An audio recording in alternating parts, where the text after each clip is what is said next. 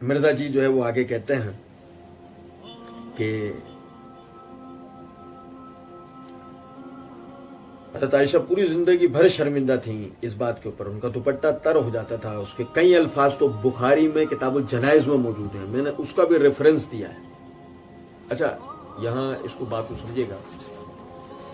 سب سے پہلی چیز تو یہ ہے کہ مرزا جی نے اپنی اسی ریکارڈنگ کے اندر جو ہے نا وہ ایک جگہ پر یہ بات کہی ہے کہ اب میرا ایک منصف مزاج آدمی کی حیثیت سے کہ یہ میری ذمہ داری ہے کہ میں حق بات لوگوں تک پہنچاؤں.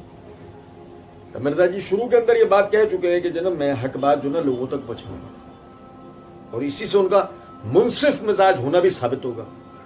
پھر اسی طرح اسی ویڈیو میں مرزا جی نے ایک جگہ پر یہ بات کی ہے، لیکن آج میں جو ذہنی طور پر ہے نا مکمل طور پر زبان کی اس اعتبار سے بھی احتیاط کر رہا ہوں کہ میں جو بات کہہ رہا ہوں وہ انہی الفاظ کے ساتھ ہوگی.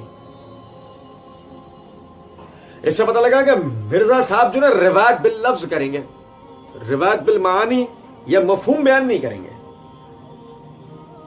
اور جو بھائی مسلسل اس ویڈیو کے جوابات سن رہے ہیں انہیں یہ اندازہ ہے کہ یہ سب کہنے کے بعد مرزا نے وہ دھوکے دیے ہیں، وہ مکاریاں کی ہیں کہ جس کی سابق کے اندر اگر مثال ملتی ہے تو ابلیس سے ملتی ہے. بس کہتے ہیں کہ وہ حضرت عائشہ پوری زندگی شرمندہ تھیں اس بات کے اوپر، ان کا دوپٹہ تر ہو جاتا تھا. اس کے کئی الفاظ بخاری میں کتاب الجنائز میں موجود ہیں، میں نے اس کا بھی ریفرنس دیا ہے.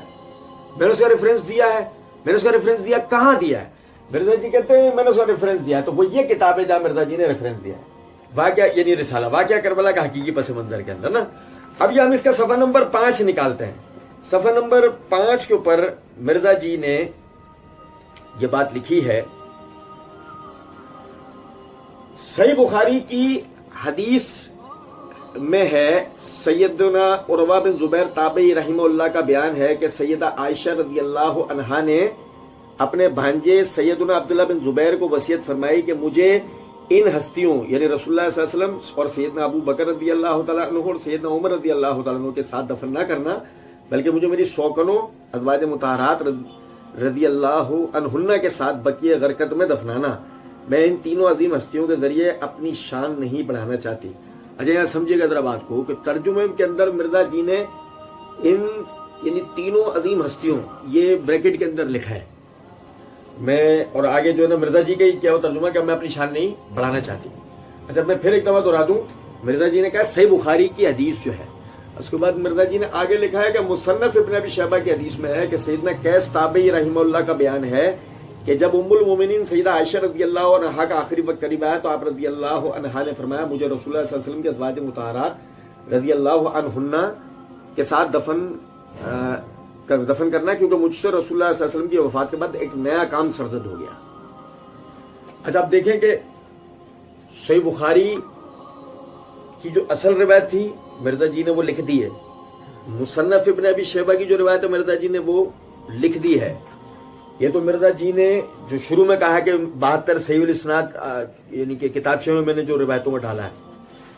اچھا لیکن مرزا جی نے اپنی گفتگو کے دوران کیا کہا ہے ایک دفعہ پھر دوبارہ سے سن لیں. ہوا کیا تھا کہ سانپ پھینکے گئے تھے اور آپ کو رسیاں دکھائی گئی تھی،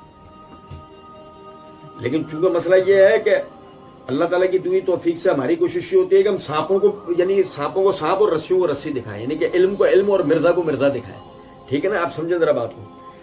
تو وہ جو انہوں نے بات کی کہ حضرت عائشہ پوری زندگی شرمندہ تھی اس بات کے اوپر، ان کا دوپٹہ تر ہو جاتا تھا، اس کے کئی الفاظ تو بخاری میں کتاب الجنائز میں موجود ہیں.